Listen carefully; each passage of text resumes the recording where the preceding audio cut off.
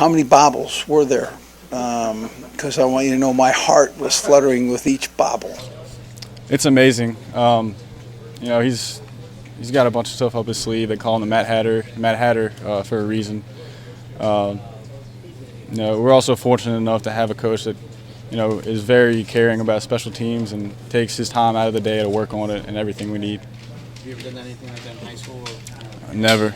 No, I've never even touched the ball in a football game besides my foot. That's LSU place kicker Trent Domingue, who basically scored the winning points in tonight's LSU 35-28 victory over the Florida Gators. The first time ever he has touched a football. A little bit of a saving grace for the LSU special teams. They were bad tonight, but this was something that takes you back, LSU fans. You remember 2010 in Gainesville? This was a big moment, and like you said, the saving grace for a night where, again, special teams almost cost LSU a game. I mean, directly contributed to 14 of 28 points for Florida. One in the beginning of the game when Tre'Davious White drops a punt, and then another punt return for a touchdown that LSU gives up.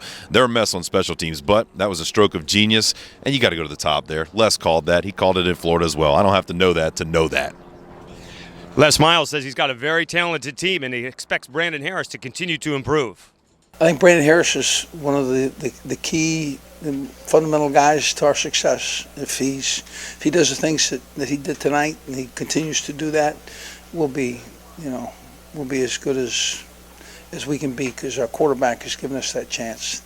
Leonard Fournette with 180 yards on the ground to lead LSU. He appreciates the balanced attack that now Harris presents for the opposition.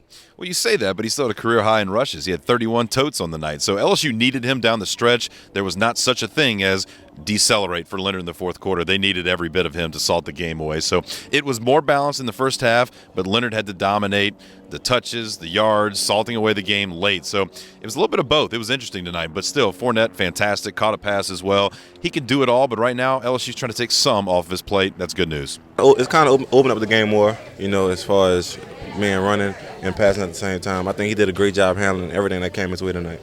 LSU does score 28 first-half points tonight against a real good Florida defense. Brandon Harris, very efficient, 10 of 12 for over 180 yards and 2 touchdowns, but he does tend to hear the criticism.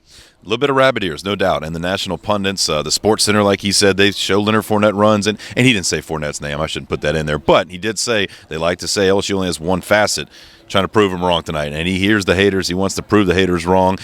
Great first half. I think he was proud of what Cam is doing, as far as trusting him. He's opened him up a little bit more and unleashing him. But they kind of put it back. They put the car back into neutral in the second half, and they really had to rely on Fournette. They punted a lot more, and that was an interesting ride itself. So, yeah, I think Harris, a good night overall, but you'd like to see them continue the attacking mentality for 4 quarters. Absolutely. It's nothing but motivation to me, and I can't stand it. That's one thing I do. I can't stand it, and I play with a chip on my shoulder every single week.